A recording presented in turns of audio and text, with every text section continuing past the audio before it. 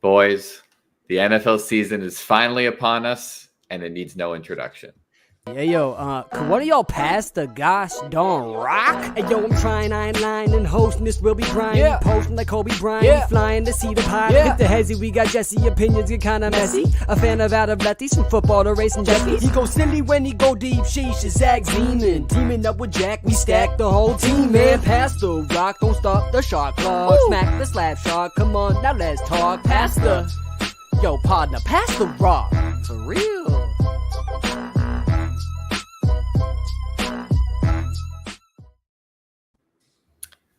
Boys, this is a special episode.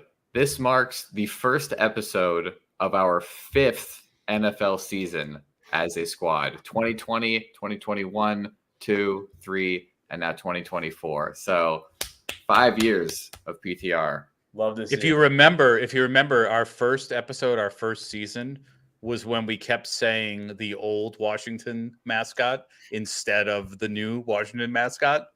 And so that's how long ago that was. Just to date our show a little bit. Exactly. Kind of crazy. Actually, I might have counted wrong. I might have started the winter of 2021. But anyway, 4 or 5 years, who count? Who's actually counting around here? Either way, it's going to be a lot of fun today. Week 1 starts in less than 72 hours from now. So it's going to be a lot of fun. We have a great game to start it off. Chiefs at the is it in Kansas City? Kansas City. Yeah, so Chiefs hosting the Ravens at Arrowhead. That's going to be a great one. Reigning MVP Lamar Jackson versus reigning Super Bowl MVP, rematch of the AFC Championship.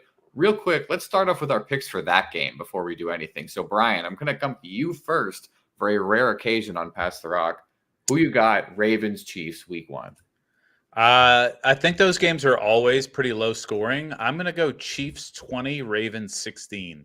I still think the Chiefs are the better team. They're better than the Ravens. I think the Ravens have done a little bit, but not quite enough to jump over. All right, Jack, where do you see this game going to open the season? Yeah, I mean, it's hard to go into a defending Super Bowl champion on ring night, on banner night, and go in there on the road to beat that team. I know the Ravens are a great team this year, but I just don't see them going into Kansas City and getting the dub in week 1. I'm going to say Chiefs. We'll say Chiefs 27, Ravens 21. That feels good. All right, Zach, how do you see this game falling? Yeah, I feel like we've seen a recent trend of the Chiefs getting off to slow starts, usually dropping the first game of the season and then immediately bouncing back, giving us like 5 wins in a row. I think that trend continues. I think they're going to lose this one to the Ravens at home. Like Jack, I think it's going to be a very simple score. I'm going to say we're going to go 21-17 in favor of the Ravens, and that means they also cover the 3-point spread. I'm rolling with the Kansas City Chiefs, guys. They lost week 1 last year. They're not going to embarrass themselves again, and they don't have Kadarius Toney to drop 14 passes in the first game of the season and ultimately lose them that game. So I'm going to go 28-24 in favor of the Chiefs. Patrick Mahomes and company get it done. At home, no problem. I don't know if Taylor Swift is going to be in the house. Have we received word on whether that's going to happen or not? TBD. I'm sure Adam Schefter is going to report whether or not she's going to be in the stadium. So we'll check on X later this week if that happens. Next, so we are hosting a Survivor Pool. So if you're not already in it, make sure you join our Survivor Pool link in the top of our bio on any platform. It's there. You pick one team every single week. You have 2 lives for the whole season. So if you mess up once, you get 1 redemption and then you're out. So if you want to join our Survivor Pool, comment Survivor for a link to join on Instagram. That's just for Instagram. So let's do our week 1 NFL Survivor picks. Brian, who's your pick? I know your pick, Jesse, so I'm not going to pick that team. I'm going to take the Lions. I have no idea what all this positive press about the Rams is about. I see predictions that people think they're going to go 12-5, and I'm like, have you lost it? I think the Rams are due for a little bit of a downplay this year. Not excited about their chances to make the playoffs, and I definitely don't like them going into Detroit week 1 on a Sunday night. That city is crazy for the Lions. I think the Lions win big. All right, Zach, up next. Where are you going for your Survivor pick week 1? We're going down to Miami for my week 1 survivor pick. I'm picking the Miami Dolphins to beat the Jacksonville Jaguars. I am not buying into the Jaguars hype. I think there's a lot of buzz around this Jaguars team with Trevor Lawrence getting paid. I think they're a bit overrated right now. I think the Dolphins, while not of the upper echelon of teams in the NFL, I think they can handle the Jacksonville Jaguars week 1 at home. Give me Miami. All right. My week 1 pick is the Cincinnati Bengals, and it's for a couple of reasons. First of all, it's the way I play Survivor. When I see a win, I'm just going to take the win. I'm not a gambler. I'm not going to try to get cute and pick a team that's like, oh, they might win that matchup, but they're not that good. It's 50-50. I don't know. I'm going to take a win when I see it. The Bengals are playing the New England Patriots. That's about as free a win as you can find on a schedule this year. And I just think the Bengals have too good of a situation in that matchup to not pick them. Yeah, I was going to pick the Bengals even against my own Patriots, but I agree, Jack. I've got cute the last 3 years with Survivor picking like the Colts and the Jaguars to win like week 1 and other seasons. And just, you got to stay away from it. You got to go for an easy win. But this year, I'm going with the Seattle Seahawks versus the Denver Broncos. I think that is an easy game for them to win. Bo Nix's first game. I think Gino and company come into town and take care of business. And I'm not going to use the best team right off the bat. I want to keep at least a few for down the road. And considering this is a 2 live league, I'm okay rolling the dice a little bit. I think that even against the Broncos, I think the Broncos are going to be awful this year. So I think Seattle's going to be a pretty free win there. The only other direction I go is Brian's hometown New Orleans Saints against Carolina. Just the worst team. You might have to play pretty much against the Patriots and Panthers every single week this year. That would be a bold pick to go with the Saints. I know the Panthers are the worst team in the NFL, but I would not feel 1,000% confident in that one.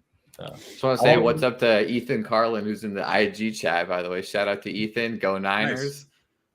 So, yeah, the Niners are also a good pick, but maybe not for week 1. They're going to have a fun game against the New York Jets, who I know Jack might even pick the Jets week 1. Who knows? My 2 favorite teams. What am I going to do? Yeah. All right. So just to say again, if you're not already, if you want to join our Survivor and play against us, if you think that we're idiots and you can beat us in Survivor, join our league. It's free to join. There's a $200 prize pool. If you're on Instagram, comment Survivor for a link to join. And if you're not, just go to the link in our bio to join our Survivor pool. So it's going to be a lot of fun starting week 1 this Thursday. So moving on, we're going to talk about who we're watching football with this year. So where's that echo coming from? That was me. Come on, Brian. Can't do the echoing around here. All right. So we have a fun draft today. So let's do a draft off of the worst people to watch football with. Zach, you have the first pick. You can't pick yourself. Oh, man. All right. I thought long and hard about who I was going to take with this first pick. Ultimately, it has to be the sports ball guy. The guy who's always like, ooh, that's what a home run there. Or just saying like, ooh, you really watch this sport? Oh, it's so lame. I don't know how you get so into the sports ball stuff. You're annoying. You don't understand the passion that we're all bringing to watching the game. You are the worst person to watch sports with in general if you're the sports ball guy. And that's just like, why is he even there? Like, why is he even exactly.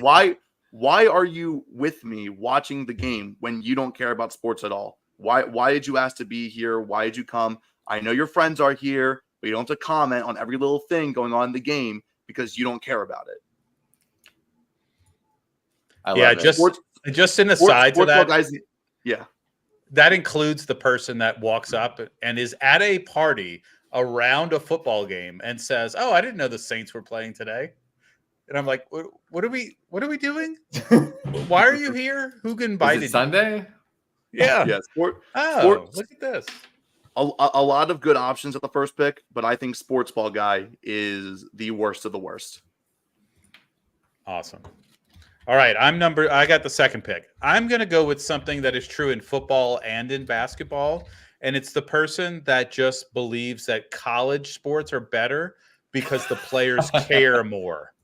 Ooh, it's always bothered me. I have a lot of uncles that are like, it used to be real when we could watch college basketball, and they care so much, and the Now they NFL just go to players. the league. It's one and done. Yeah, it's like the NFL players care. They want to be there.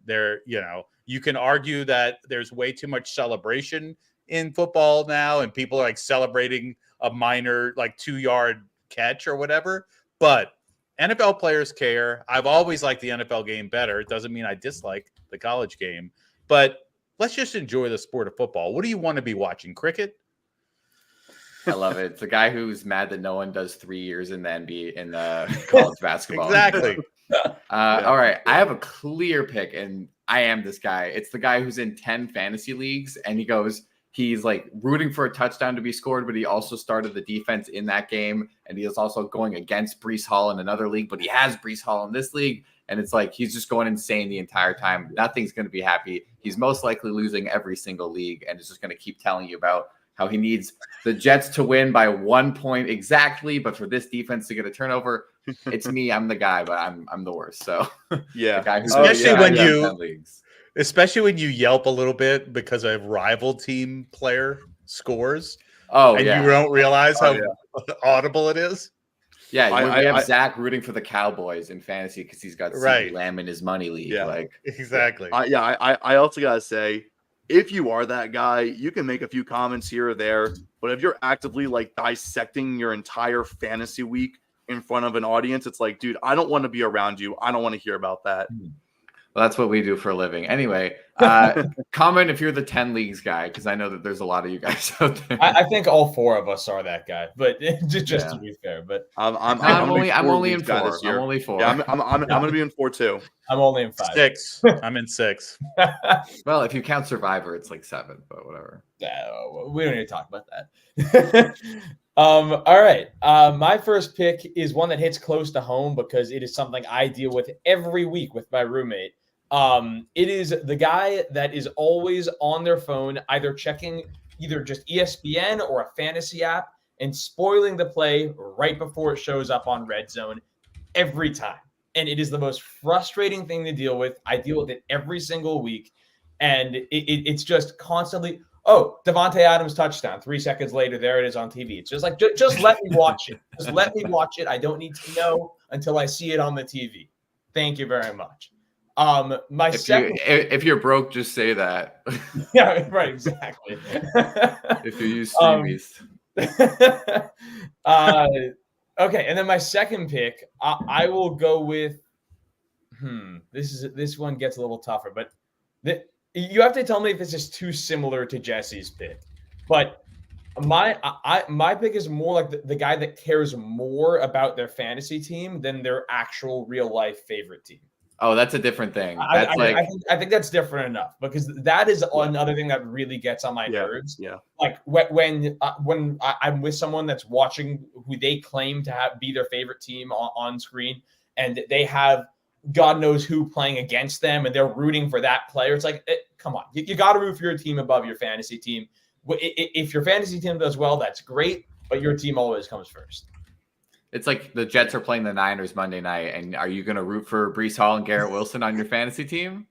Oh my God. Yeah. No, I feel like there's always that one guy who puts way too much stock into that. Like he might only have 2 fantasy teams, but he thinks those teams are the best in the world, and that's all he cares about. I think Jack is going to be that actual guy, fantasy over fandom, on Monday night, Jets Niners. But we'll see. This is neither here nor there. All right, I got another one. Mine is the guy who just bet the under, because you don't want to be around someone who's just like rooting for no scoring the entire time.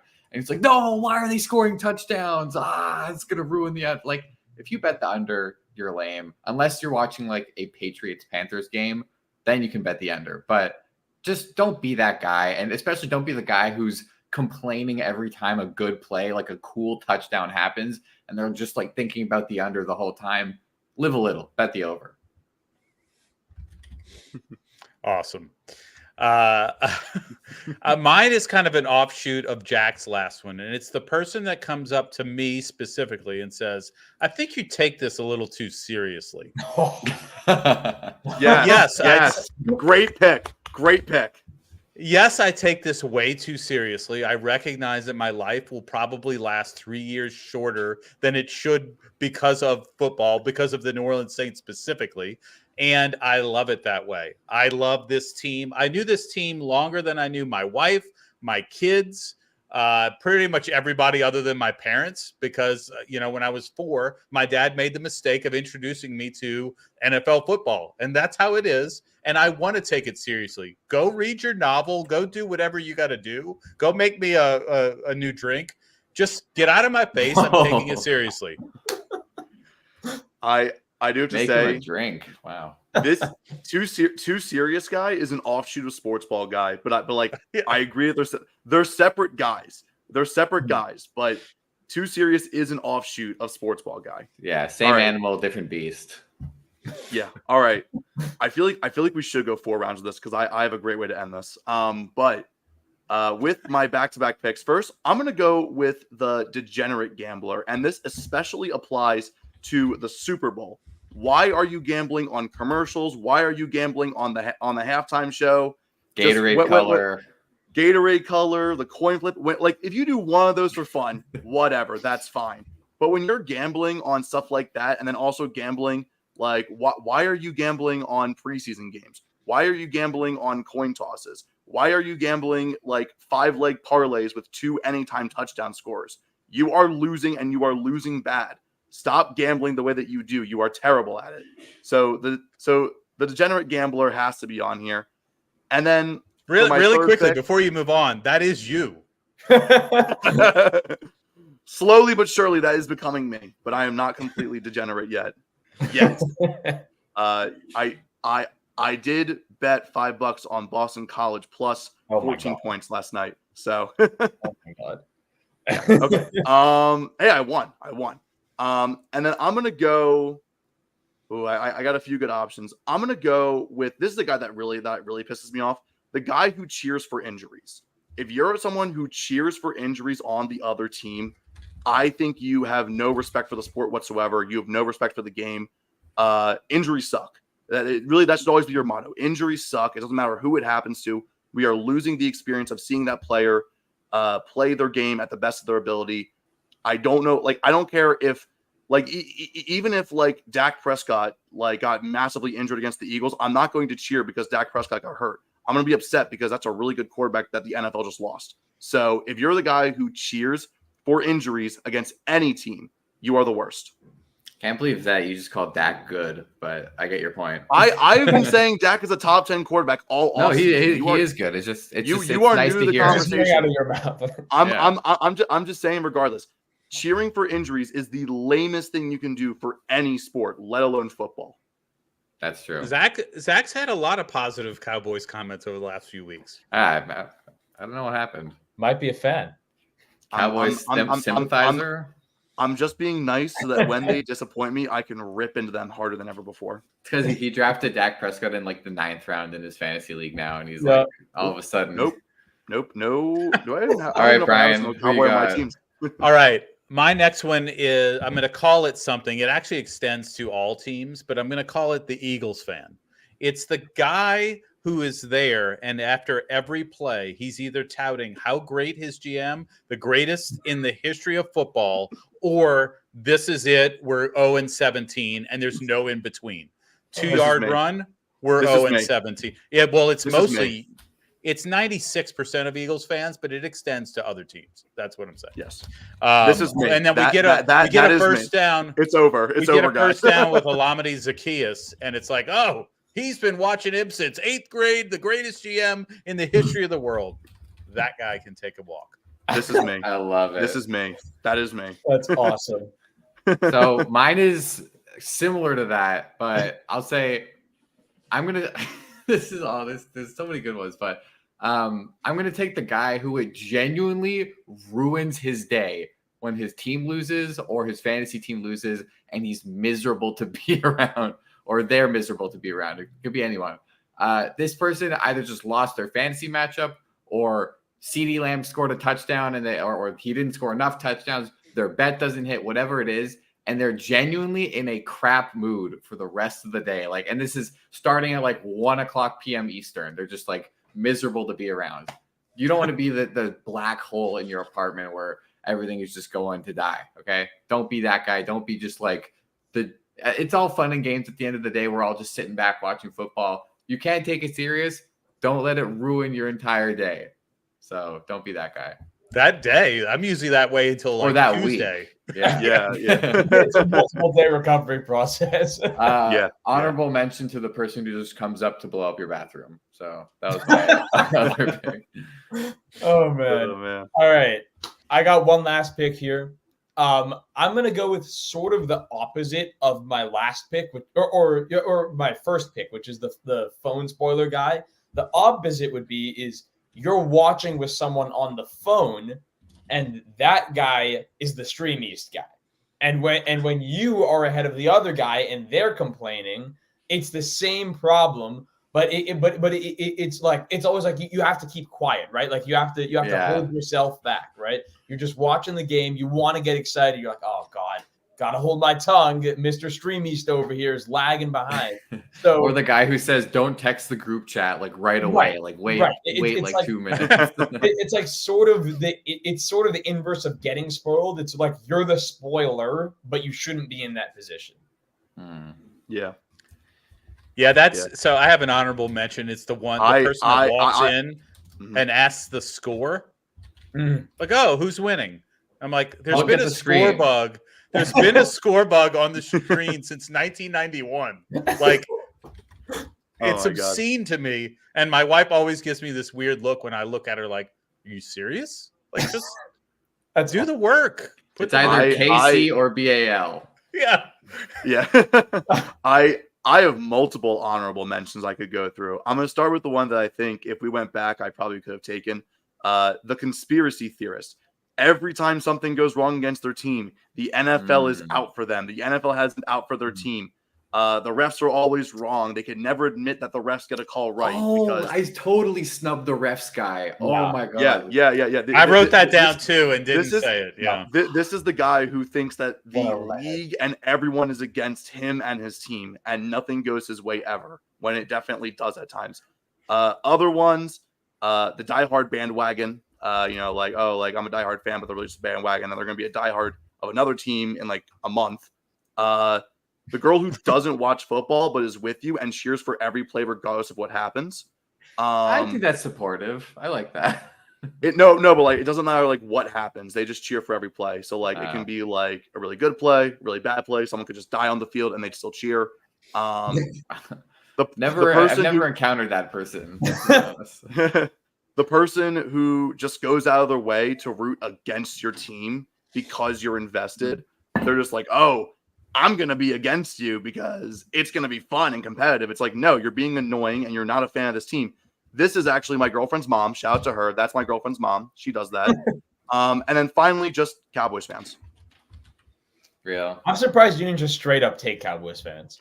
If we had a fourth round, that was going to be my pick. Cowboys fans. He's only taking that because I called out Eagles fans. That's it. No, I had it written down here. They were always going to be taken.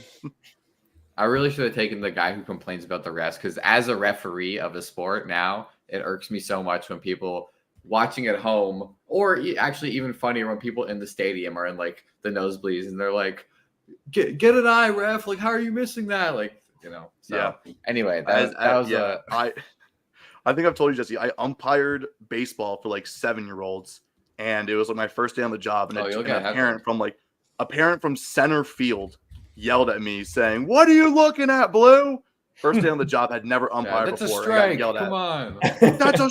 That's clearly a ball. It's like, okay, dude, it's my first day on the job. I've never done this before, but thanks, dude. All right, so we got another draft to do today. This is going to be one that we'll come back to maybe mid-season or throughout the season at the end to see who wins it. So let's do a draft of teams with the most wins in the NFL this season. So we're going to come back to this and see who has the most wins at the end of the season. This is based on their season win total. You can find the line somewhere for a rough estimate, but we'll only get to see really who wins. So, Brian, you have the first pick, Brian. Where you want to go with it? All right. I am going to go with the Detroit Lions. The reason I'm picking Ooh. the Lions is because they only play 3 games outside of a dome all season, and 2 of them are the second and third to last weeks. So those games might not even matter that much by the time we get there. I love them. I love the setup in their division, getting to play the Vikings twice, the Bears' new look offense twice. They will have to go head to head with the Packers, but give me the Lions.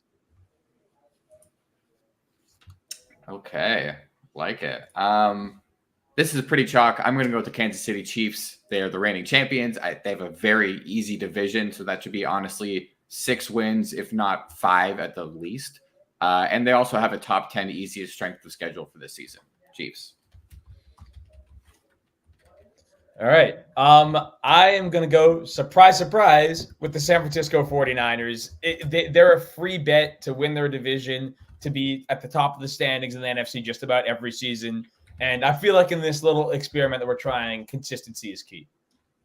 Mm-hmm. Speaking of teams who are consistent in the regular season, I'm going with the Baltimore Ravens as my first pick. Thankfully, this does not include playoffs, because I feel like if this included the playoffs, it wouldn't be as good. But in the regular season, the Ravens, Lamar Jackson has won at a clip very similar to Tom Brady while he was in the NFL during the regular season. I feel pretty good drafting the Ravens first.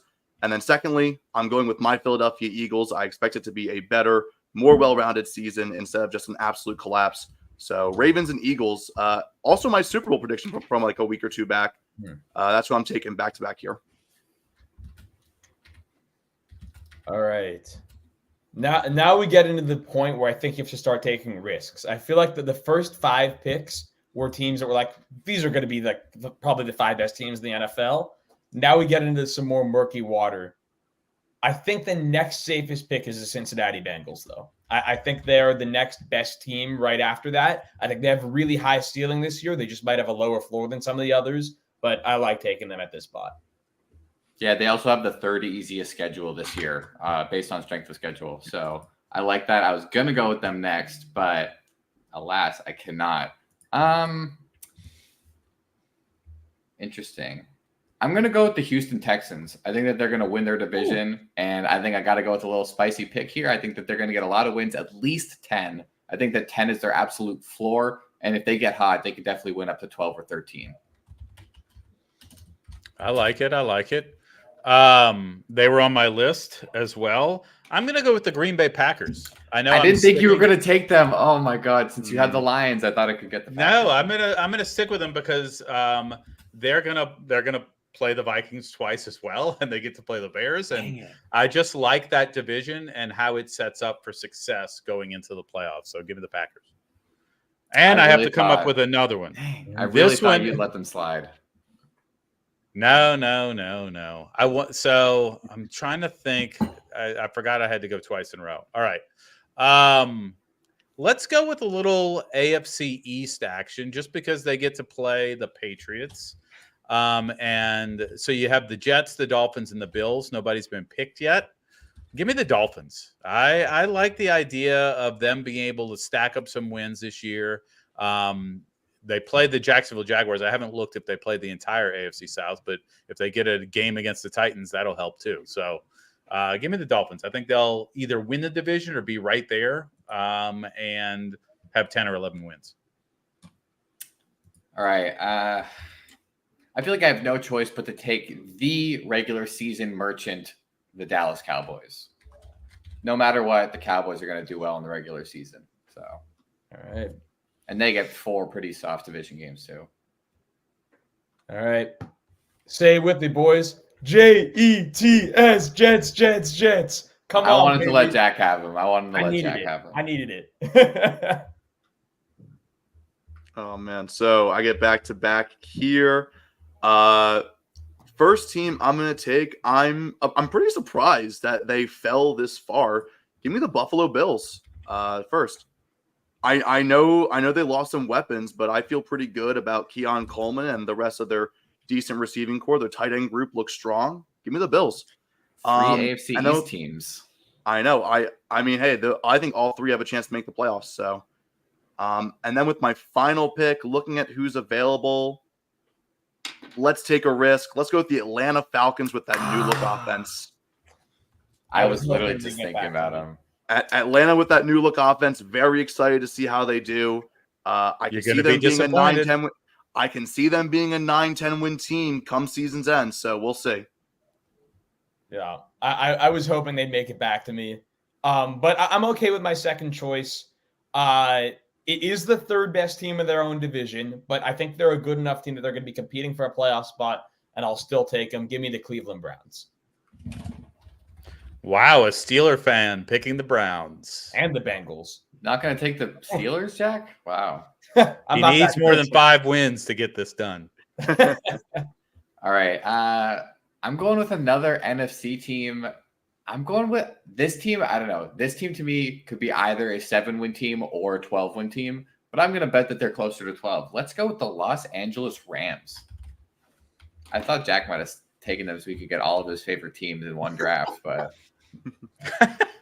Just on principle. All right. I have the last pick, and I had the Rams as one of my 2 options, but I'm actually excited to take the team with the second easiest strength of schedule, and it is your Los Angeles Chargers. ew. All right. Oh my They get to God. play the Raiders twice. They get to play They lost 63-21 to the Raiders last year. they get to play the Broncos twice. They get to play a lot of Mhm. easy. They Mhm. play the NFC South. Okay, so you have that. And they just have a little Jim Harbaugh action going this year. So I like them to win 9 or 10 and be a good 4th Interesting. seed for me here. Just one question. Who's catching the football? Don't worry about that. We'll figure it out. All sorts of guys. Josh Oh, man. Palmer and J.K. Dobbins, and don't worry about it. I do to say, as much as I don't like Brian's draft strategy, it's the type of picks that could result in the best. Like, it has like the upside to be like, oh, this could end up just being the best group of teams. Where like, you know, like for all of ours, like one team just fall off the face of the earth, and then Brian's like, oh, the Chargers are actually kind of good. Look, in I the don't know. end, I you gotta- like my 4. The strategy for this. I love my 4. I love my 4. But I'm just saying. The strategy for this is the same as if you're coaching a U8 girls soccer team. It's not about your A player, it's about your worst player and making them a little better. So if the Chargers hit, I think I got an easy time. I like the other team in LA, but real quick, Zach, you chose the Bills instead of taking all bird teams. Do you have a comment on that? Yeah. I did I don't know if not there is a take all fourth. Well, there is. The I Cardinals, think true. You there are- could have taken the Cardinals. The Cardinals. The I think Seahawks. there's the Seahawks. Or the Cardinals and Seahawks, Seahawks yeah. were the 2 other bird teams they could have taken, and Seahawks are still in a very competitive division. I think the Rams are going to be better than them this year. Seahawks are, to me, I mean, both those teams right there are in the same division. You got 3rd and 4th place in that division right there, in my opinion. I still think the Cardinals should be better. I don't think they're going to be any higher than 4th, though. I think that's still a very competitive division. But yeah, very close to an all bird draft. I do also want to say I wrote down just randomly like the 16 teams I thought would be drafted and like kind of like went through that list. 15 of the 16 got drafted. The one exception being the Bears. Thought the Bears would be drafted by us. True. Oh, All I right, couldn't well, take the whole division now. No. No. okay. So let us know in the comments who will have the most wins by the end of the season. We will come back to this and see. Maybe mid-season we'll do an update and at the end. So we'll see where we go from there. Moving on, we're going to talk a little bit about some college football. So Zach and Jack, let's talk about the biggest stories in college football this week. Zach, over to you. The biggest story easily is Florida State's absolutely disastrous start to the season. They are 0-2 against middle-of-the-pack ACC teams in Georgia Tech and Boston College. It was especially embarrassing last night because you can at least make the excuse for week 0 in Dublin, Ireland with all the travel. At least you have that as a bit of an excuse, you know, for like those struggles. You know, you're not really used to playing in Ireland of all places. But now, Monday night, at home, in front of your students, in front of your students, in front of the student body, 17-point favorites against Boston College. DJ, you need a job, threw up an absolute stinker, completing 21 of 42 passes, and it was a 28-13 loss against 17-point underdogs. Absolutely terrible. You had Florida State fans chanting, "We want Brock for their backup quarterback, Brock Glenn." That was before halftime. And you even had Florida State's head coach gather everyone in the middle, be like, hey, we're going to have like our like early halftime speech in the middle of the field, show the fans that we're taking this seriously. It did absolutely nothing. They came out the gate at halftime looking flat as ever. Absolutely disastrous start for the former number 10 team in the nation, now completely off the AP poll. It has to be one of the first times, if not the first time, that a AP top 10 team has moved from number 10 to off the AP poll. It has to be the first time that a top 10 team has been off of the poll in the very next poll for the Associated Press. Crazy story going on. It's going to be very interesting seeing how Florida State's season goes from here because they look awful. All right. That's definitely a good storyline. I would say my biggest storyline from week 1 has to be how bad we should all collectively feel for Caleb Williams, because USC finally has the defense that they didn't have his entire time there, that wasted his college career, his Heisman Trophy season, the season that got him drafted number 1 overall, wasted his career with a horrible defense. Now USC has the defense. They beat LSU week 1. I thought they looked great. And another big part of that is Miller Moss, the quarterback that started for them this week. He's going to be their starting quarterback the rest of the season. I thought he looked fantastic. He played a great bowl game last season, so there was a little bit of hype surrounding him. But I thought the way that he performed in that LSU game, he was absolutely surgical, leading that USC offense. Didn't miss a beat stepping in for Caleb. Obviously, it's massive shoes to fill, but I thought he played very, very well. And that USC defense is going to be a difference maker this year. Shout out to LSU as well, though. I didn't think they were as bad as the media might be painting them out to be after that game. But at the same time, I was just so impressed with USC, and they're going to be a real threat in the Big Ten this year. Let me really quickly I know I wasn't asked to throw something in the ring, but the amount of celebrating that Colorado did after they beat an FCS team is obscene, and I cannot wait for them to be 4-8 this year. If we're going to talk about Colorado, I do want to say not that we were, but go ahead. Not that we were, but I guess we are. Sorry. I expect them to go 6-6, and I think that game. I think a lot of people are forgetting. Yes, NDSU is an FCS school, but they are an FCS powerhouse. I did expect Colorado to win by a larger margin, but let's not discredit NDSU. They played a phenomenal game against Colorado. I wish they got the upset. It would have been hilarious to laugh at Colorado all week, but it didn't happen. Yep. They put up a really good fight. It's what I would have expected out of a game like that. Very nice watch overall. In hindsight, I was hating on Colorado during the game, so it made it a little bit less enjoyable, but still really good showing by both teams. Thanks for the analysis, Chief. We're going to talk now way too early week 1 Heisman picks in college football. So, Jack, you're the expert. Who you got? Well, I'll give you my front runner after week 1. It was Cam Ward, the quarterback for the Miami Hurricanes. Oh my God, what a game he had against Florida in the Swamp, one of the toughest places to play in all of college football. He was straight up unbelievable. I don't think there's any other way to put it. He destroyed that defense with his legs, with his arm. It was a really impressive performance. He's a guy that's been good in the past at Washington State, but sort of in the shadows because, well, he was at Washington State. But now on the big stage at Miami, he put on an absolute show in the Swamp, and I think he has to be the front runner for the Heisman right now. Yeah. All right, Zach, go to you next. Yeah. 20 carries, 267 yards, 6 touchdowns. Ashton Jeanty absolutely destroyed Georgia Southern by himself, and they needed every single one of those touchdowns to get the job done in a 56-45 win. I know running back is not a popular position to pick for Heisman, and I know it's a group of 5 team in Boise State, but if any group of 5 player could do it this season, it has to be Ashton Jeanty. He averaged 13.4 yards per carry against Georgia Southern. I am really excited for this Boise State team. I'm really excited to see Jeanty continue his stretch of dominance. He's not going to get 6 touchdowns every week, but he's going to have a phenomenal season. Watch out for him in the Heisman race. You want to know the last Heisman winner to come from a group of 5 school? Sure. Roger Staubach, 1963. So good luck to you. Once you bet that one, I'm sure the odds are awesome. Probably fantastic odds. No, although I will say, if you want to talk about a monster performance that might have a real shock, Tetairoa McMillan, the brother of Jalen McMillan, had like when everyone was sleeping, had like 300 yards and 4 touchdowns for Arizona, the wide receiver. He is insane. So if you were to take a weird position player, a non-quarterback to win the Heisman, got to be Tetairoa for 100%. If I'm going to give a non-quarterback to win the Heisman, I'm going with Travis Hunter.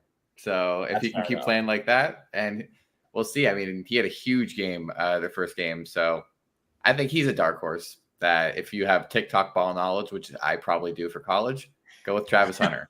They also love the flashy name. So that'll give Travis. He's on the cover of NCAA. I mean, that's got to count for some points. Yeah. So, all right, we're going to move on to our last thing of today's episode, and then we're into week 1 of NFL football. So, who are some players that are less than 50% rostered to pick up before the season? And Brian, why don't we go to you first? Give me one. Sure. Give me 2 players. I'll give you 2. I'll give you 2. Jaleel McLaughlin, running back for the Denver Broncos. I've been trying to pick him in my last round if I don't have to get a kicker or whatever. I love the idea of Sean Payton finding a way to get him involved. He can catch the ball at the backfield, which helps in PPR. And I don't think that Denver Broncos staff is really sold on Javonte Williams. So I like Jaleel and McLaughlin. I'm also going to go with J.K. Dobbins. I know injuries like his entire career, but I think he's worth a stash just because we don't know what's going to come out of that Chargers backfield. We know he can catch the ball, and assuming he's on the field. And I've been spicing him in with a couple of my teams as well, just because you never know what's going to hit there. And if Harbaugh likes you, he's going to roll with you. So give me J.K. Dobbins. I love the Dobbins pick. I think that Greg Roman said when he's healthy, J.K. Dobbins is as good as anybody in the league. And I don't think he necessarily feels that way about Gus Edwards. So we'll see if he's healthy. And currently they're listed as co-RB1. There is no RB1 or 2 in LA. They are both the RB1. So if he's healthy, he could definitely dominate that a lot. Sure. Jack, 2 players from you, less than 50% roster to pick up. All right. I am going to start with Jerry Jeudy. And I think that it's an interesting pick because he hasn't been he's been a guy that's been a bit of a disappointment in fantasy just about every year of his career. He's got a fresh start the season in Cleveland. I think he's going to be a real part of that offense. He's going to be their wide receiver number 2, at least to start out the year. And no one's ever doubted the talent with him. He's always been a talented player. I think there's a real world where he steps in and makes an impact in a new situation there. Worth the flyer to me. The other guy is Ty Chandler, the running back for the Minnesota Vikings. A lot of reports out of camp saying that he might split some carries with Aaron Jones or at least eat into his workload a little bit. Aaron Jones is also a guy with a big injury history. He's always had hamstring issues. So getting the handcuff for Aaron Jones is a great idea. I think Ty Chandler's only like 34% rostered, something like that. So he's definitely a guy worth a snag, in my opinion. Yeah, Ty Chandler had some really nice weeks last year towards the end of the season. And if Aaron Jones were to miss any time, for sure, could see a huge role. And yeah, Jerry Jeudy, only 44% rostered on Yahoo is crazy for Jerry Jeudy. I agree with that one. Zach, over to you. Who are your most, under the radar guys right now? Yeah, so first I'm going to go with Baker Mayfield as an under-the-radar guy. He's rostered, at least on ESPN, just under 31% on rosters. I feel like Baker Mayfield's a really good guy to pick up, especially if you're in need of a backup quarterback or you want a quarterback to fill in for those games against the Saints and the Panthers this year, opening up against the Commanders as well. Not a very good defense to start out against. I think for those sneaky matchups against weaker defenses, Baker Mayfield could be a nice play to put in as like a backup quarterback. Feel like if you want someone to back up a guy who might be a little bit more injury prone, Baker Mayfield feels like a pretty safe backup.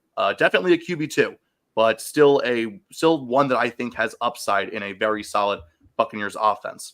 And then for my other player, I'm going with Cole Kmet, who is somehow rostered under 46%, under 50%.